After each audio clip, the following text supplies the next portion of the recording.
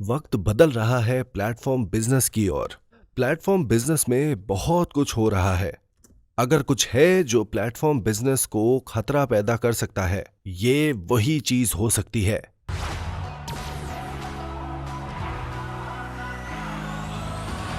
मैं देख रहा हूं उस बिजनेस की ओर जो आता है प्लेटफॉर्म बिजनेस के बाद।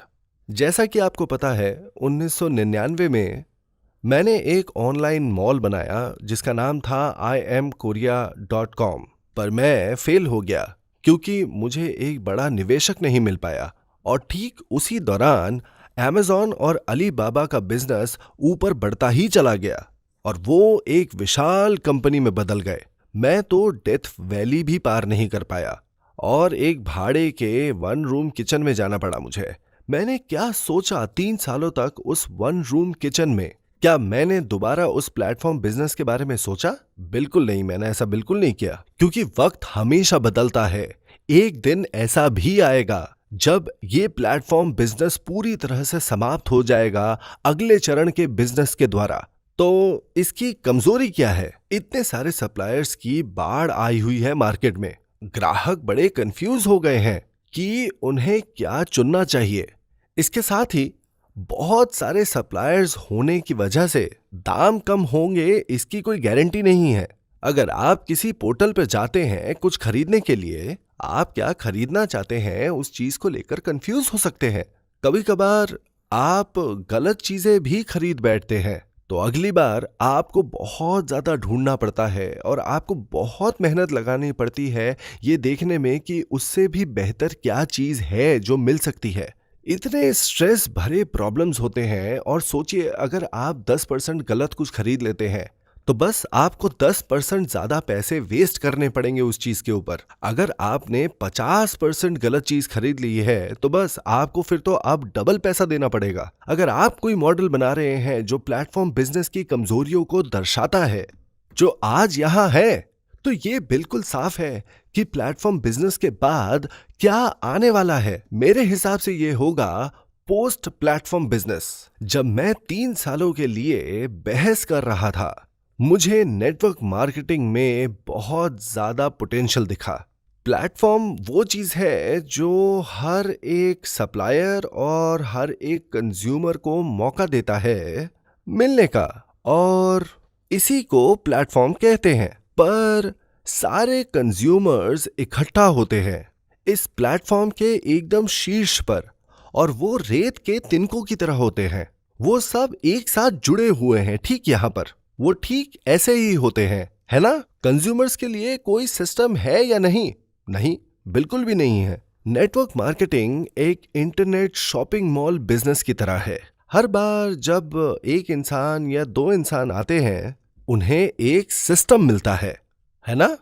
आप भी इन सब के बीच में कहीं पर है कि नहीं? ये प्लेटफॉर्म पैसा बनाता है, पर क्या इसमें लोग पैसा बनाते हैं या नहीं? वो बिल्कुल बनाते हैं। क्या ये लोग उस तरफ जाएंगे या नहीं? वो नहीं जाएंगे। पर रेत के तिनके जो है यहां पर, क्या ये इस तरफ जा सकते हैं या नहीं? हाँ, बिल्कुल। अब क्या हाल है जब आप जाते हैं एक प्लेटफॉर्म पर कोई सामान खरीदने के लिए? वो दरअसल कुछ देते नहीं है ना? इसीलिए आप इधर उधर घूम घूम कर शॉपिंग करते रहते हैं। पर जब आप एटमी में आते हैं, एक बार ये सस्ता और अच्छा है, और वो 35% कमीशन भी देते हैं। तो क्या जो इंसान एक बार एटमी में आता है, क्या वो बाद में किसी और प्लेटफॉर्म में जाएगा? वो नहीं जाते। एक बार जब वो आते हैं तो वो यही रह जाते हैं। लोग जो वहां थे वो इस तरफ आते रहते हैं, और जैसे जैसे वक्त बीतता रहेगा, क्या एटमी का बिजनेस क्या ये और बड़ा हो सकता है और आज के प्लेटफॉर्म से भी और ज्यादा बढ़ सकता है आगे? और क्या ये बना सकता है 7.5 लाख करोड़ से लेके 15 लाख करोड़ रुपए?